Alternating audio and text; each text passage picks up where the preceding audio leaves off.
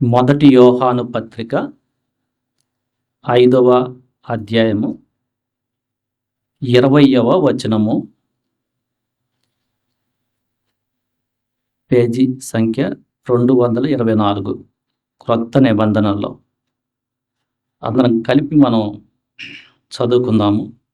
మనము సత్యవంతుడైన వానిని ఎరుగవలనని దేవుని కుమారుడు వచ్చి మనకు వివేకమును అనుగ్రహించి ఉన్నాడు అని ఎరుగుదాం.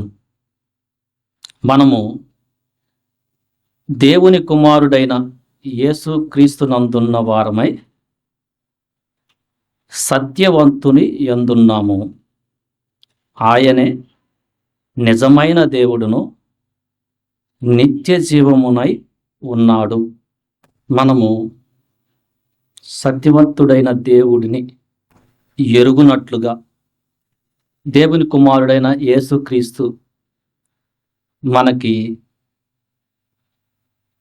వివేకాన్ని ఇచ్చాడు. ఇప్పుడు ప్రభువునందున్న మనము నిజమైన దేవుణ్ణి, సత్యవంతుడైన దేవుణ్ణి ఎరిగి ఉన్నాము. యోహాను సువార్త 1వ అధ్యాయము 18వ వచనంలో, ఎవడునూ ఎప్పుడైనాను దేవుని చూడలేదు, తండ్రి రొమ్ముననున్న అద్వితీయ కుమారుడే ఆయనను బయలుపరచెను.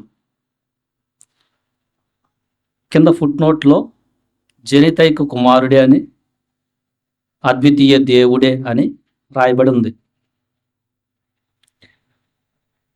మనము ఒకప్పుడు నిజమైన దేవుణ్ణి ఎరుగక అజ్ఞానములో, అవివేకములో ఉన్నప్పుడు మనకి యేసుక్రీస్తు ద్వారా నిజమైన దేవుడు తెలియబడ్డాడు. యేసుక్రీస్తే ఆ నిజమైన దేవుడు, నిత్య జీవమునై ఉన్నాడు. దేవుడు ఒక్కడే, కానీ ఆ దేవుడు ఎవరు? మనం సృష్టించిన దేవుడు ఎవరు అని తెలుసుకోవటం మనకు చాలా ధన్యత. ఈరోజు మనం దేవుణ్ణి ఆరాధిస్తున్న అంశం ఏంటంటే, నిజమైన దేవుణ్ణి యేసుక్రీస్తులో నేను తెలుసుకున్నాను. దేవుణ్ణి ఎవరు చూడలా. దేవుడే ఈ మానవునిగా జన్మించి ఆ మానవ రూపంలో దేవుణ్ణి చూపెట్టాడు. దైవత్వం యొక్క అన్ని లక్షణాలు యేసుక్రీస్తులో ఉన్నాయి. మనం ఒకప్పుడు మనలో చాలామంది అవివేకంతో విగ్రహాలని ఆరాధన చేసేవాళ్ళం. అసత్యమైన దాన్ని, అబద్ధమైన దాన్ని చాలా సంవత్సరాలు మనం వెంబడించాము, పూజించాము, అనుసరించాము. అయితే ఒక సమయంలో దేవుడు తన సత్య సువార్త ద్వారా, స్వార్థ సత్యము ద్వారా మనకి ఆయనే తన కుమారుని ద్వారా బయలుపరుచుకున్నాడు. ప్రపంచంలో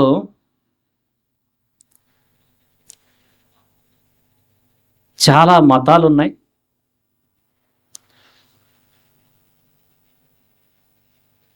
చాలా విశ్వాసాలు ఉన్నాయి. ఏది నిజమైన విశ్వాసం, ఏది నిజమైన మార్గం అని తెలియటమే ఒక మనిషికి జీవిత పరమార్థం.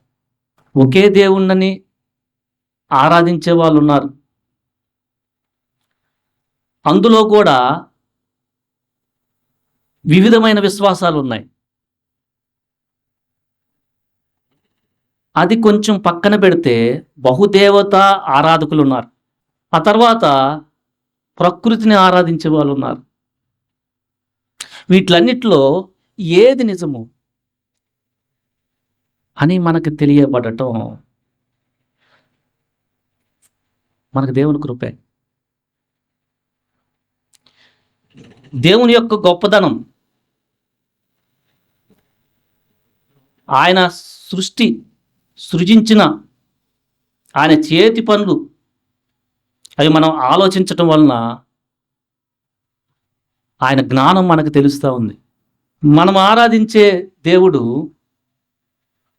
నెహమ్యా గ్రంథంలో 9వ అధ్యాయంలో నెహమ్యా గ్రంథము 6వ వచనం చదవండి.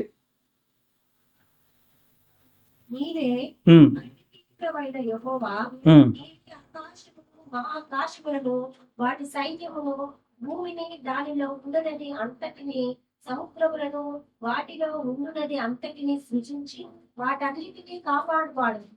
ఆకాశ సైన్యం అంతయు నీకే నమస్కారం చేయుచున్నది. నిజమైన దేవుడు సర్వశక్తిమంతుడైన దేవుడై ఉండాలి. ఆయన ఈ సృష్టిని సృజించిన దేవుడు అయి ఉండాలి. సృష్టిలో ఉన్న ఆకాశము, మహాకాశములను, భూమిని, సముద్రాన్ని, అందులో ఉన్న ప్రతి ప్రాణిని సృష్టించిన దేవుడై ఉండాలి. ఆ దేవుణ్ణి మనం యేసుక్రీస్తులో తెలుసుకున్నాం. ఆయన ప్రతి జీవిని సృష్టించి దాన్ని కాపాడుతూ ఉన్నాడు. సృష్టిని సృజించటం కాదు, తనలో ఉన్న ఆ సృష్టిలో ఉన్న ప్రతి జీవి బ్రతకటానికి కావలసిన అనుకూలమైన పరిస్థితులు, ఆహారం, వృక్షాలు,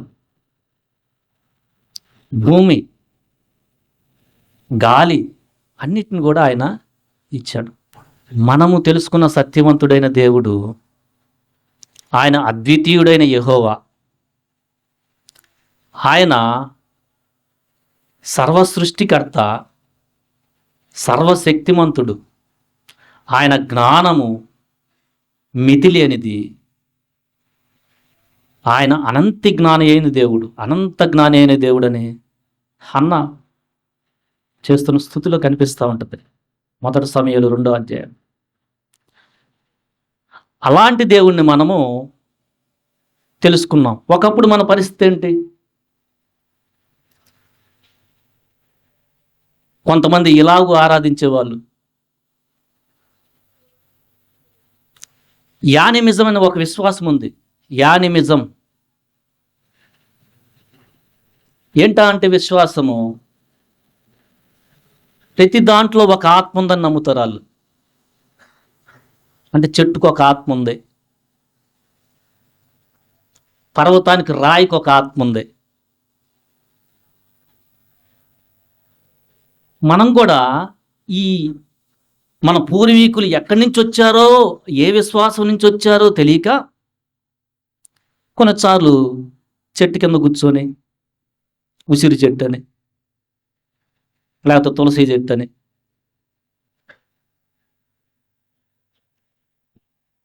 సృష్టిని మనల్ని సృజించిన దేవుణ్ణి కాకుండా మనము సృష్టికర్తను విడిచి మనం ఆయన సృష్టించిన చిన్న చిన్న వాటిని దాన్ని పెట్టుకొని మనము విగ్రహాల కిందో చెట్ల కిందో మనం పూజించేవారు. అయితే యేసుక్రీస్తు వచ్చి మనకి జ్ఞానాన్ని ఇచ్చాడు. మనకి అంధకారంలో ఉన్న బుద్ధిహీనతమైన ఆ మనసు నుంచి బుద్ధి జ్ఞానం దయచేశాడు.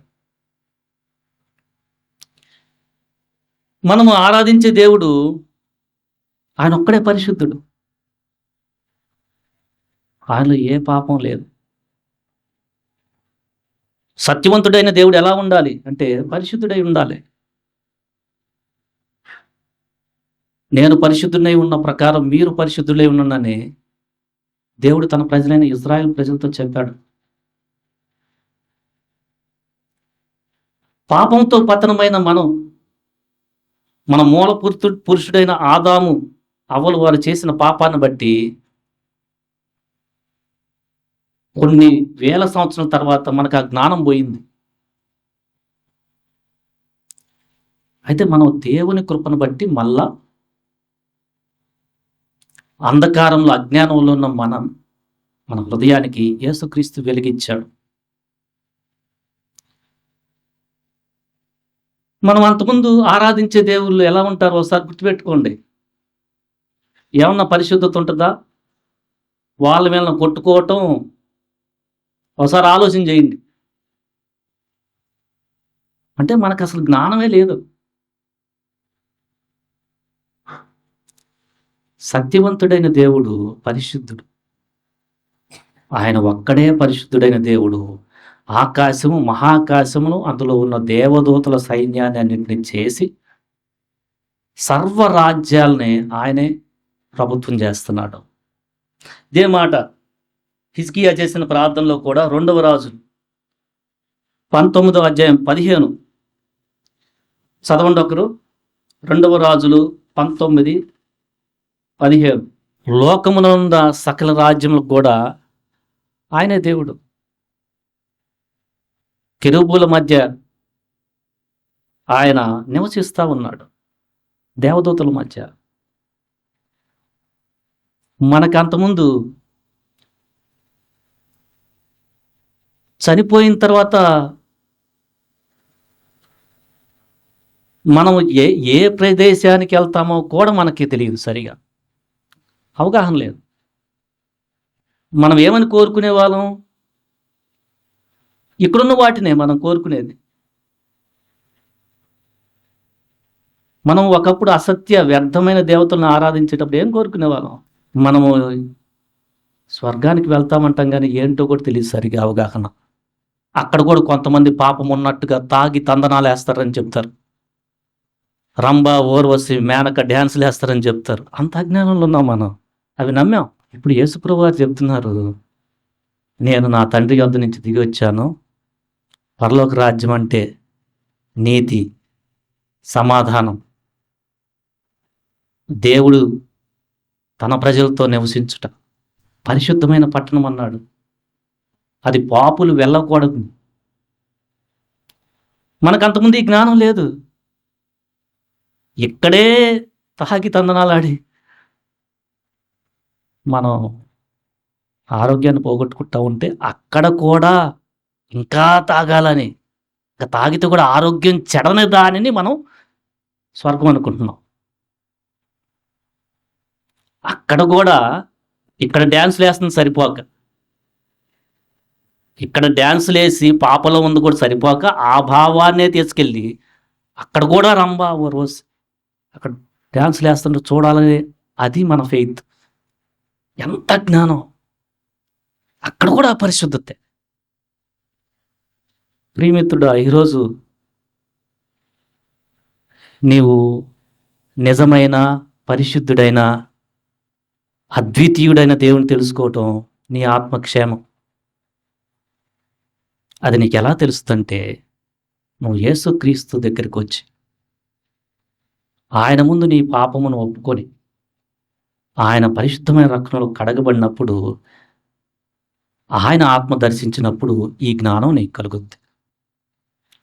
లేకపోతే ఎంత చెప్పినా పాపముతో పతనమైన మన మనస్సు, హృదయం నమ్మలేదు. మనము మూర్ఖత్వంతో ఇంకా చెప్పే కొలిది ఇంకొంచెం ఎక్కువ ఒక రూపంలో చేసుకుంటే ఇంకో 10 తలకాయలు పెట్టుకొని చేసుకుంటాం మనం ఆరాధన. ఎందుకు? అలాంటిది హార్ట్. ఎంత హైట్ ఉంటే మనం ఇంకో హైట్ పెడతాం. అంటే మనకి 2 చేతులు ఉంటే 10 చేతులు మనిషిలో నుంచి వచ్చినాయి. ఆ తర్వాత పెట్టుకొని మనం ఏం చేస్తాం? మనం అక్కడేమన్నా భక్తి చేస్తామా? చేసామా? లేదు. ఏం పెడతారు? ఏం తింటాం? ఏం చూసి వస్తాం? వాళ్ళది ఎంత హైటు? అదేగా మన జీవితం. అలాంటి అజ్ఞానం నుంచి ప్రభు మనకి జ్ఞానాన్ని ఇచ్చాడు. ఆయన ఒక్కడే సత్యమైన వెలుగు. యోహాను భక్తుడు చెప్తూ, నిజమైన వెలుగు లోకంలో ప్రకాశించుచు, మొదటి అధ్యాయంలో అది అందరిని వెలిగించుచు ఉన్నది. ఆయన ఒక్కడే నిజమైన వెలుగు. అబద్ధమైన వెలుగు కూడా ఉంది. కూడా అపవాది కూడా వెలుగు దూత వేషం వేసుకొని అద్భుతాలని అవి అని చేస్తూ ప్రలోభ పెట్టి పాపానికి జోగేట్టుకు చేస్తున్నాడు. వాడు కూడా వెలుగు దూత వేషం వేసుకొని తిరుగుతున్నాడు. వీటన్నిటిలో మనకి ఏది నిజమైన మార్గము, ఏది సత్య మార్గం అనేది యేసు ప్రభువారు, నేనే మార్గాన్ని, సత్యాన్ని నేనే, జీవాన్ని నేనే, తండ్రి దగ్గరికి వెళ్ళే ఆ యొక్క మార్గాన్ని నేనే అని ఆయన తెలియజేశారు. మనం ఒకప్పుడు సత్యం తెలియక మనుషులు పెట్టిన కట్టడలకి అవే దైవోపదేశములు అనుకొని ఎన్నిటిని పాటించలేదు, ఎన్నిటికి బానిసత్వం అవ్వలేదు. నీతికి తప్పితే మిగతా వాటిలందరికీ మనం బానిసత్వమే. రే కుడివైపు పెట్టురా, రే అది వచ్చింది ఎలవాక, లేకపోతే ఇది వచ్చింది. ఏంటి మనుషులు పెట్టిన కట్టలు? ప్రభు చెప్పాడు, సత్యం మిమ్మల్ని స్వతంత్రంగా చేస్తుంది. మనకు ఇప్పుడు ఆ స్వాతంత్రం ఎట్లా వచ్చిందంటే సత్యం తెలిసింది ఇప్పుడు. లేకపోతే ఒకప్పుడు మనం లెక్క కౌంట్ అయిందనుకో, అరే ఈరోజు సరిగా చేయలేదేమే, రే ఇన్నే కొట్టురా నువ్వు అంటారు. ఏ అన్నీ అవ్వాయి. వాటన్నిటి నుంచి సత్యము మనల్ని స్వతంత్రులుగా చేస్తుంది. ఎంత హ్యాపీనెస్! సత్యం మనల్ని ఈ మనుషుల యొక్క కట్టడాల నుంచి, ఇది చేస్తే అది చేస్తే, అది ఇన్నిసార్లు చేస్తే అది అన్నిసార్లు చేస్తే ఇది అవుద్దనే ఈ మనుషులు పెట్టిన ఈ ఎన్నెన్నో పుస్తకాలు చదివి ఒక్కొక్క రోడ్డు చేస్తుంది, తర్వాత ఇంకోటి చేతి ఇది అట్లా ఇట్లా తిరిగిన మనకి ఇప్పుడు స్వాతంత్రం యేసుక్రీస్తులో ఎట్లా వచ్చిందంటే నిజం తెలిసింది మనకి. పిలాతు దగ్గర యేసుప్రభువారు నిలబడినప్పుడు పిలాతు యేసుప్రభువారు సిలువకి అప్పజెప్పే ఆ సన్నివేశంలో యోహాను సువార్త 18వ అధ్యాయం 37 నుంచి చదివితే, అందుకు పిలాతు, నీవు రాజువా అని ఆయనను అడుగగా, యేసు, నీవన్నట్టు నేను రాజునే, సత్యమును గూర్చి సాక్ష్యమిచ్చుటకు నేను పుట్టి తిని. ఇది యేసుప్రభువారు ఎందుకు మానవునిగా ఈ లోకానికి వచ్చారంటే సత్యము. అబ్బాయి నేను తండ్రి నుంచి వచ్చి ఉన్నాను, నేను తండ్రి దగ్గర ఏది తీసుకున్నానో, ఏది విన్నానో, ఏది చూశానో ఆయన ఇచ్చిన మాటనే మీకు చెప్తున్నానని చెప్పారు. ఇందు నిమిత్తమే ఈ లోకమునకు వచ్చింది, సత్య సంబంధి అయిన ప్రతివాడు నా మాట వినును. మీరు ఎవరైనా సత్యాన్ని నిజంగా, ట్రూత్ ఈజ్ అబ్సల్యూట్, సత్యం ఒకటే, మీకు నిజంగా సత్య అన్వేషణ కానీ ఉంటే మీరు యేసు ప్రభు దగ్గరికి వచ్చిన తర్వాత స్టాండర్డ్ అయిపోతారు. ఏంటిదంటే ఆ మార్గం మొట్టమొదటిగా మనం పాపినని గ్రహించి ఆయన పాదాల దగ్గరికి వెళ్ళి ఆయన పరిశుద్ధమైన రక్తంలో ఒప్పుకున్నప్పుడు మన హృదయం పవిత్రపరచబోయి ఆత్మతో జన్మించి ఆయన ఆత్మను అనుగ్రహించి పరిశుద్ధ ఆత్మ ద్వారా మనం సర్వసత్యంలోకి నడిపిస్తాడు. యోహాను సువార్త 16వ అధ్యాయంలో 13లో, అయితే ఆయన అంటే పరిశుద్ధాత్మ దేవుడు అనగా సత్యస్వరూపి అయిన ఆత్మ వచ్చినప్పుడు మిమ్మును సర్వసత్యములోకి నడిపించును. ఆయన తనంతట తానే ఏమీయూ బోధింపక వేటిని వినునో వాటిని బోధించి సంభవింపబో సంగతులను మీకు తెలియచేయును. ఆయన నా వాటిలోనివి తీసుకొని మీకు తెలియజేయను గనుక నన్ను మహిమపరచును. భ్రమపరచుడు ఆత్మలు ఉన్నాయి చాలా ఈ లోకంలో. సత్యస్వరూపి అయిన ఆత్మ ఒక్కటే. భ్రమపరచు ఆత్మలు ఎన్నెన్నో ఉన్నాయి. ఏంటి భ్రమపరచనంటే, అది చేయకపోతే ఏమవుద్ది, ఇది చేయకపోతే ఏమవుద్ది, ఇవన్నీ భ్రమపరిచే ఆత్మలే. సత్యస్వరూపి అయిన ఆత్మను పొందుకోండి మీరు. త్రియేక దేవుడైన తండ్రి, కుమారుడు, పరిశుద్ధ ఆత్మ, మనం ఆరాధించే దేవుళ్ళు, ఆయన వచ్చేటప్పుడే మనకి పరిశుద్ధత కలుగుద్ది మన హృదయంలోకి.